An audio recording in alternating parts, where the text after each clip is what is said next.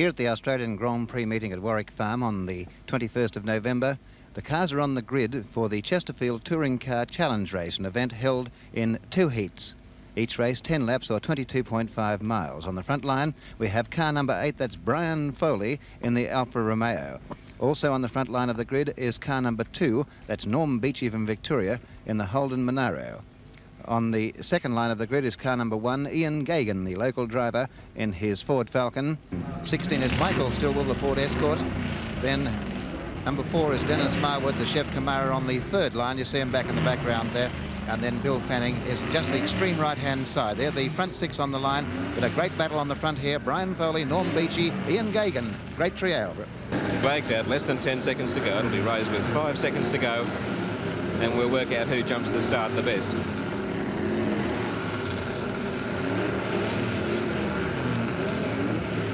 See a little bit of creeping now. 10 laps to go. Norm Beachy. Norm Beachy. Look at Gagan pushing through past Foley, so it's Beachy and Gagan in front of Foley around the first lap. Now here you're going to see an unparalleled coverage of the Warwick Farm Circus. Our cameras are placed in very strategic positions as the whole host of cars. Now here from Homestead Corner, for the first time you're going to see this shot as they come over the Western Crossing and approach the fast part of the track, which is Hume Straight. Now this is a long, magnificent shot of these cars coming around this area here, and when they straighten up as fast as they can go down the straight. Now let's look from the straight now, and here they come, and a great conception of speed here as it's car 1 in front. Ian Gagan has shot through to take the lead from Norm Beachy, and car 7 in third place, that's Bob Jane. And here's a spin-off, number 16's off, that's Michael Stillwell, as they go round Prix corner and into the S's. Now, looking through from our S's camera, this is another angle of the track. We can see every inch of this Warwick Farm circuit of 2¼ miles. Marvellous camera positions, Graham. Yes, indeed. It makes it look even more frightening than it probably is down there, I'd say, Norman. Now, across the northern crossing, and you see it's Ian Gagan who shot through from the second line of the grid to head Norm Beachy in picture now in car number 2. Brian Foley, we don't say. This is the causeway with the little lake in the middle, and let's pick them up as they come round about halfway around the track, or 2/3 of the way round. It's Ian Gagan in front, then Norm Beachy. We saw Bob Jane was there, and the little car of Brian Foley is fairly well up there too. Now they come up out of the causeway, and you see the whole fleet of cars coming round here now, and they're almost making contact. Well, Norman, almost, I think, is something of a euphemism, but we could count the straight panels when they come back in afterwards, if you'd like. Final corner for Ian Gagan. Round he goes. It's Gagan straightening up, and there's Big Machine roaring down the straight. 1, 2, 7, 8 of the order. 1, 2, 7, 8, 11. So in front it's Ian Gagan, Norm Beachy. Number 7, third is Bob Jane, who is well back on the grid in the Chef Camara. Brian Foley on the little Alfa Romeo is running 4th. And Bill Fanning is in 5th place. And the spin-off was Michael Stillwell from Victoria, the Ford Escort on Prix corner the first time round.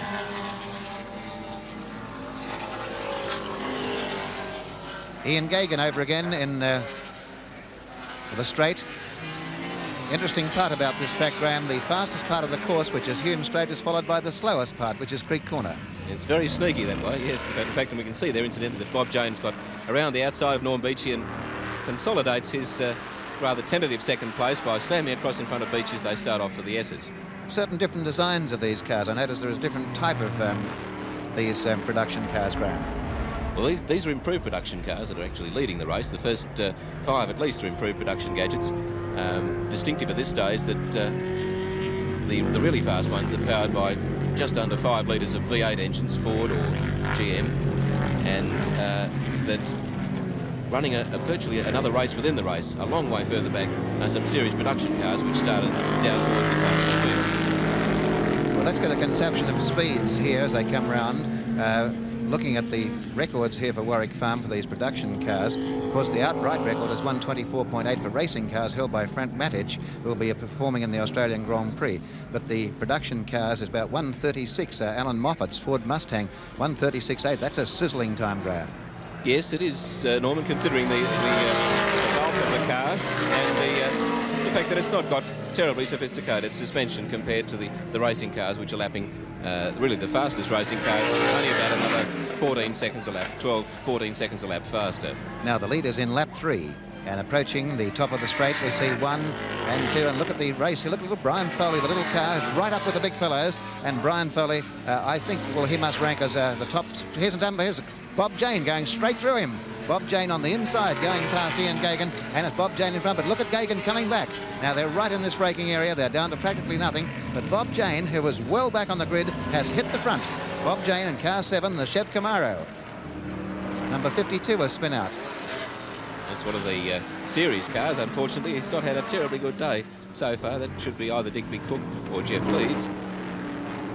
And he's had trouble in the earlier series race as well, so it's not proving to be a terribly good day for the Blue Tirana. Now over the Northern Crossing in lap 3, Bob Jane in front with Ian Gagan, who was the early leader, right behind him in car 1. Behind them would be Norm Beachy, car 2, Bill Fanning 11, and Brian Foley, who was the pole line position. Brian Foley, car number 8, the Alfa Romeo. Yes, I've got a feeling that Gagan's biding his time at the moment, Norman. He blows up on Jane wherever he wants to, it seems. And he might be just playing a waiting game at the moment. I think the car that Gagan's driving now is a fairly new gadget. It's basically an Australian-type Falcon GT with considerable development work put into it. It's not been raced by Gagan for very long. I think he's still trying to get its measure.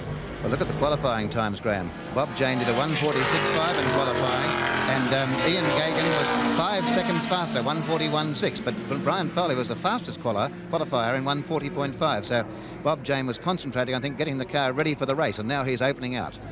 Well, he was considerably handicapped yesterday by the conditions of the road. It was fairly slippery yesterday, which is partly why Foley's so well placed on the grid. He didn't have quite as much embarrassment of power, and he can get around a little faster on a slightly damp track. And look at that crowd in the background, a huge crowd. This would be the first day of real summer in Sydney.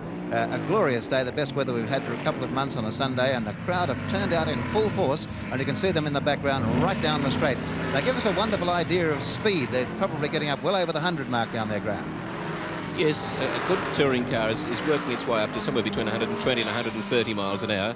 They're not geared for sheer outright speed here so much as medium speed acceleration. The farm's got a lot of corners at around about 80 to 100 miles an hour, and that's where it's very important.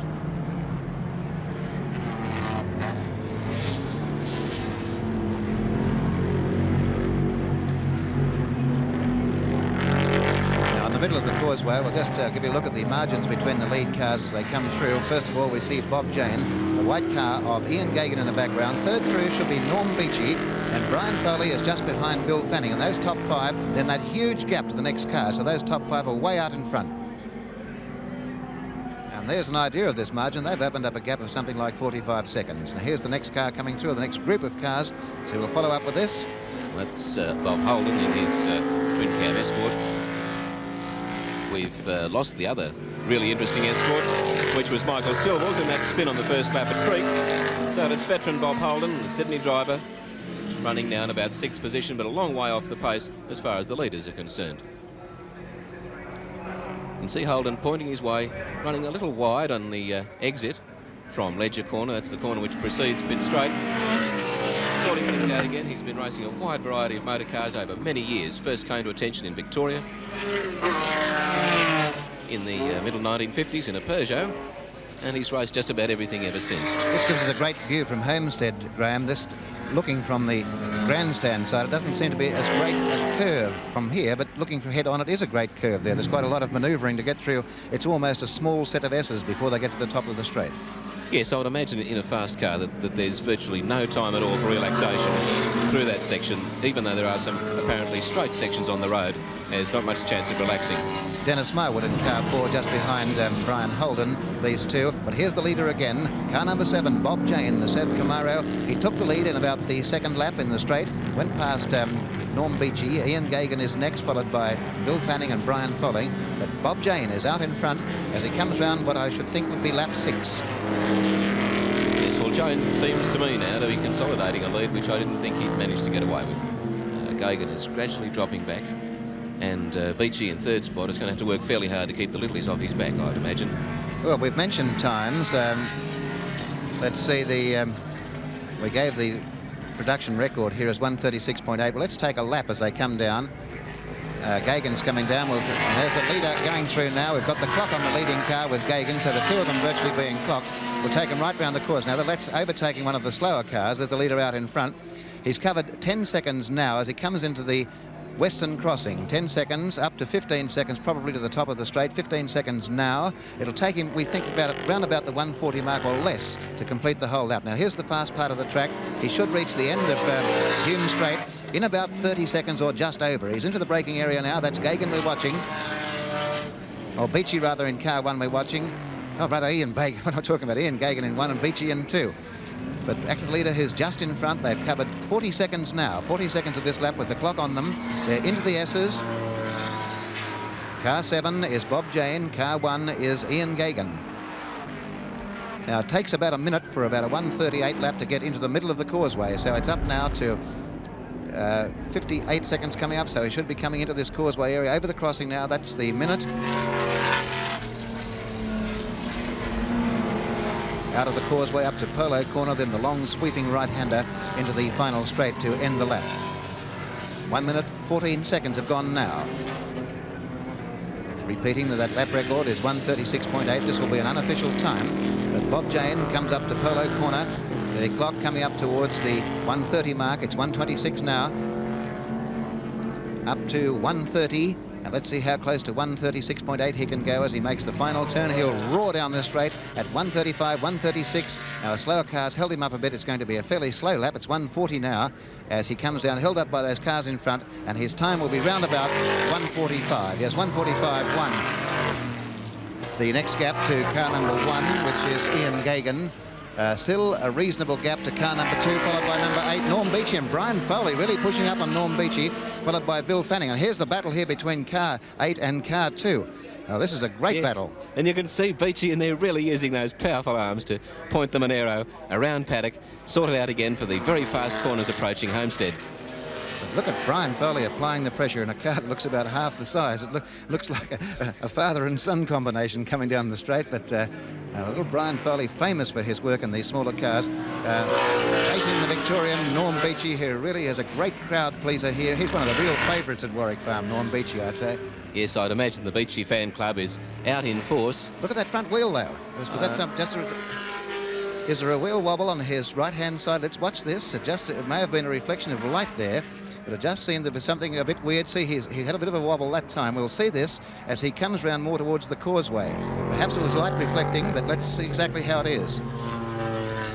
Yes, well, Beachy's wheels are a very distinctive pattern with 5 very large holes cut in them. They're basically a large aluminium disc, a cast aluminium disc, but I think it might well be the cloverleaf pattern of the holes drilled in the wheels, which is giving us this impression, Norman. On the other hand, the car certainly doesn't look to be terribly controllable.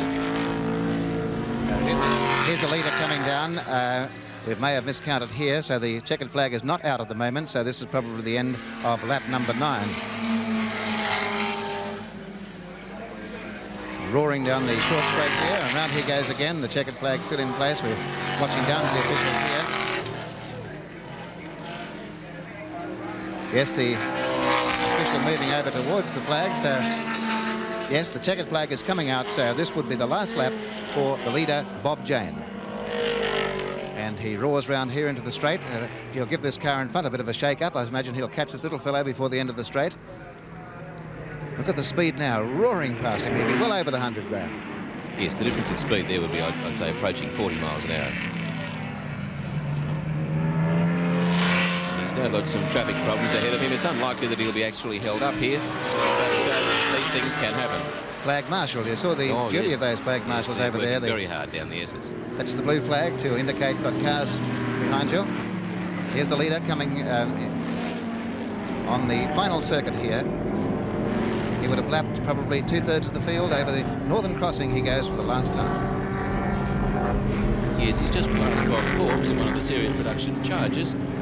I'm surprised that he caught Bob Forbes quite as quickly as that.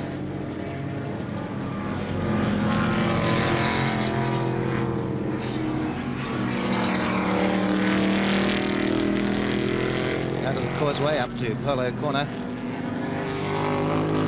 For Bob Jane, only 20 seconds or so left in the race.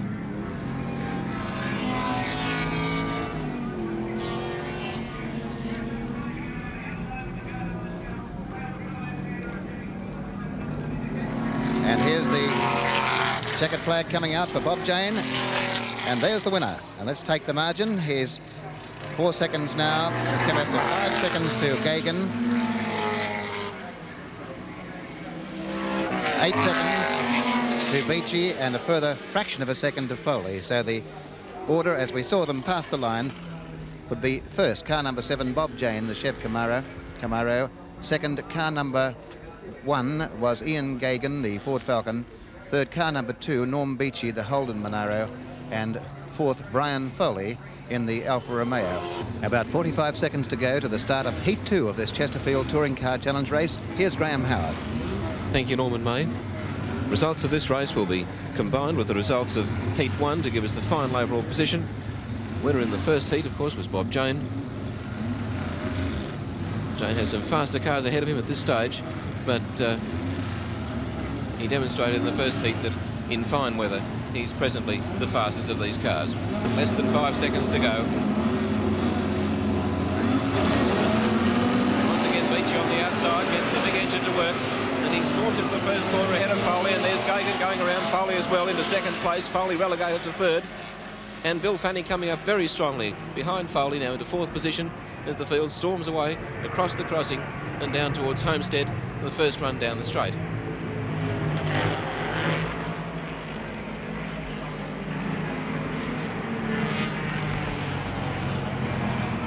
And there's the full field through, and now the leader's coming out from under Dunlop Bridge at the foot of the straight, and Gagan already raging alongside Beachy under brakes, and Beachy having none of it, holds Gagan out.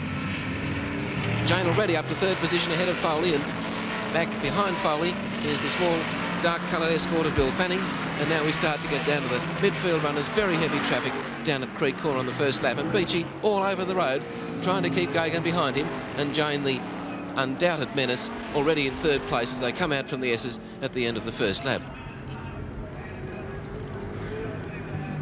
Still very close together, and Gagan working hard to try and size up Beachy, try to get through and put Beachy between himself and Bob Jane's Camaro. And here he goes now, ranging up inside Beachy, and there's nothing that Beachy can do about it now. He's got to very quickly tuck back in there to stop Bob Jane coming through, and very nearly Jane loses a position to Brian Foley. There's Jim McEwen briefly, and we've lost one of the... well, we've obviously lost a tyre there, and that's Noel Devine from Victoria, who's not had a very good race meeting one way and another. Apparently lost a wheel and approached the causeway and came to a somewhat involuntary stop. And the leader's now storming out into pit straight with Jane challenging Beachy for second position. Gagan well established in the lead, and there goes Jane through on the inside of Beachy at the end of pit straight, and Jane now up to second spot and setting out after leader Gagan. Through these very fast sweeps on the approach to Homestead Corner in the straight, and still Bill Fanning hanging on very well there in the little twin cam escort. And now the gap starting to open, although the time, in fact, doesn't vary very much down the straight.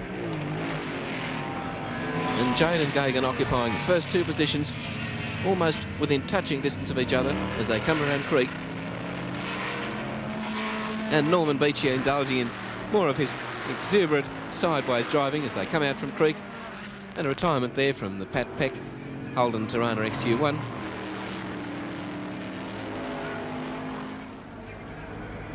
And the leading cars lining themselves up for the very bumpy progress across the causeway. It's now a Jane versus Gagan situation around those rather vaguely defined sweeps at the top of the lake. Now under brakes, peeling off left onto the causeway where Devine's charger has already been removed.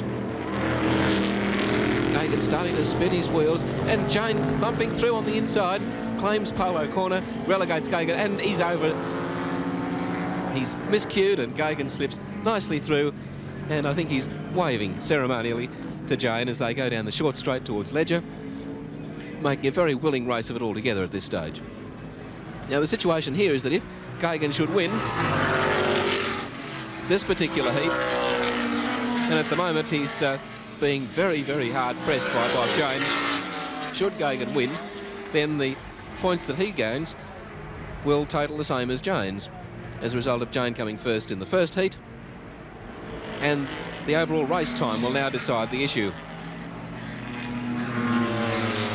Well, Jane's possibly superior to Gagan under brakes. The foot of the straight we'll know, and there's Jane closing up on him visibly.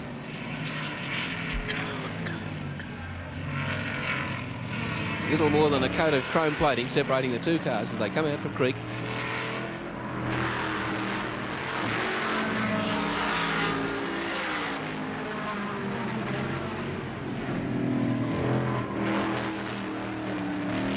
Jane sizing up Gagan again, working very hard, the pair of them.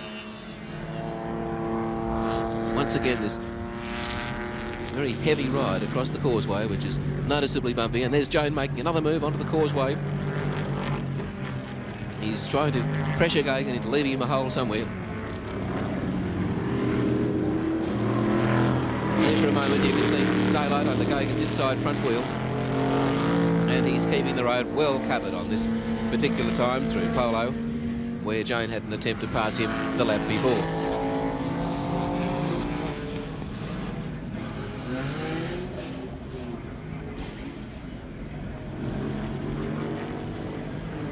There are the 2 leaders going out of picture. Coming on the screen now in 3rd and 4th.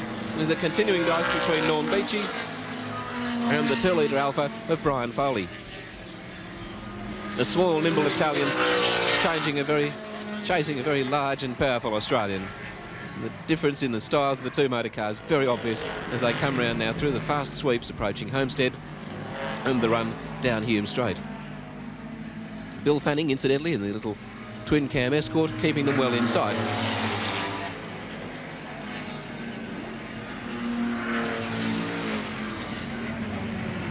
Now in the braking area at the bottom of the straight, you can see that Beachy's established quite a useful margin on sheer power in a straight line. Now through the twists, Foley will start to reel him back in.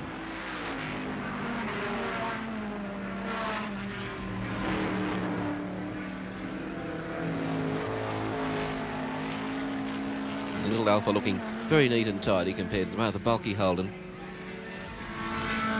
Beachy, you can see, working very hard there. Foley visibly starting to close up on him now around the top of the lake.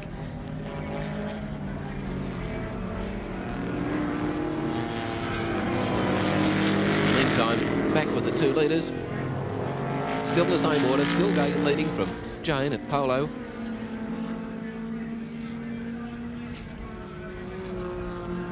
Very little between these 2 cars in cornering power or straight line acceleration. And Gagan, of course, a very wily driver, will not leave Jane any opportunity if he can possibly avoid it. Jane again trying to get on the inside of Gagan to the braking section at the end of the straight, and Gagan just ever so casually moves across, holds Jane out on the wider line, maintains his lead.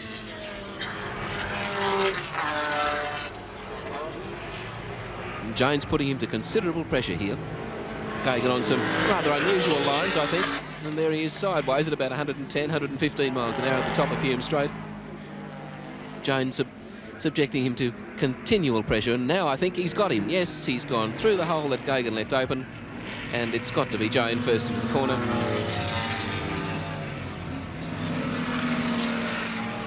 Well, that was executed with just so much confidence that there was very little that Gagan obviously intended to do about it. Jane had his measure.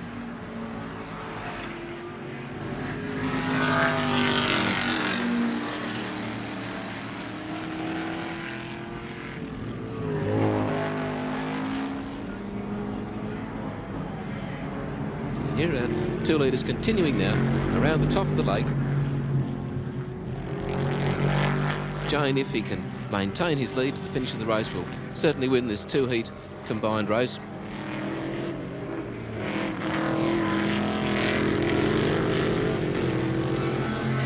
And he's gradually drawing away from Gagan.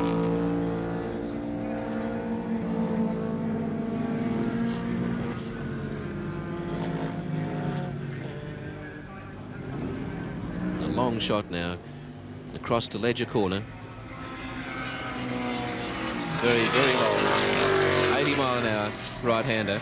And that looks like Foley's chances as Beachy bobbles just slightly through Ledger. Foley's on the inside running for the corner, and finally Beachy has to concede and Foley goes through into 3rd position. That was the end of lap 5 of this 10-lap race, and the order is 7, 1, 8, 2, 11. Bob Jane in front, followed by Ian Gagan, then Brian Foley, Norm Beachy and Bill Fanning. The interest in the first 5 cars, numbers 7, 1, 8, 2, 11. And we've just lost Bob Holden in a fairly big accident coming out of Ledger corner, and the yellow flag's being shown. That's Bob Holden's twin cam Escort, which has hit some very substantially fast and Armco fencing.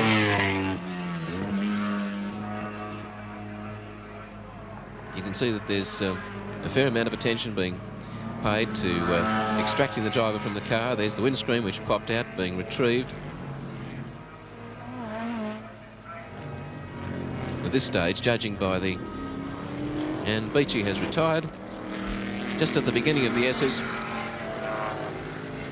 He steps resignedly out. There's nothing he can do about it at this stage. And here's the leader, Bob Jane, coming out from Polo, heading down towards Ledger. Fairly secure at this stage from challenge by Ian Gagan.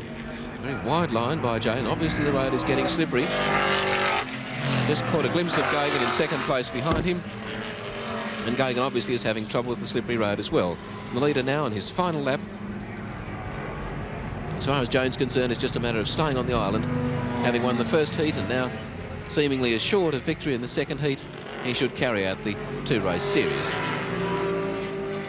But behind him you can see Pete Gagan really putting his heart into it, getting the White Falcon very sideways coming out from Homestead.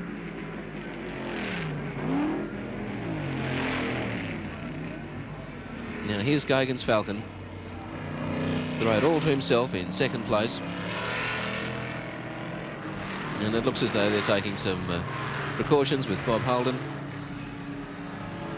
Rather impressive lack of flurry down here at the scene of this accident, just near the pits. And fortunately Bob Holden is fairly well protected inside with a roll cage, proper harness, nice strongly constructed car. Meanwhile Bob Jane, in characteristic fashion, fairly close to the wheel, head pressed forward, lining up the causeway for the final time.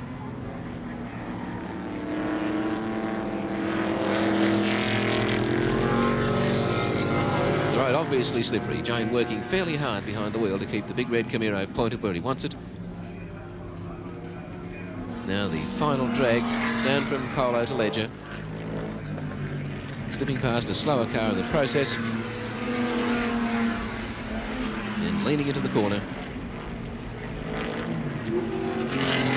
And he takes the checkered flag. Gagan finishes second. Well, that confirms Bob Jane's victory in the Chesterfield Filter Touring Car Challenge race. Having won both heats, there's no way in which he can be tossed for overall victory. Pete Gagan, who finished second in both races, will finish second overall. So the position is in that race, the order was Bob Jane first, Ian Gagan second and Brian Foley third. In total points, Bob Jane, with two first placings, a total of 18 points, wins the series. From Ian Gagan at 2 seconds, a total of 12 points. And Brian Foley moved ahead of Norm Beachy to take third place. So in the final point score, Bob Jane 18, Ian Gagan 12, Brian Foley 7. And there's the winner, Bob Jane, car number 7.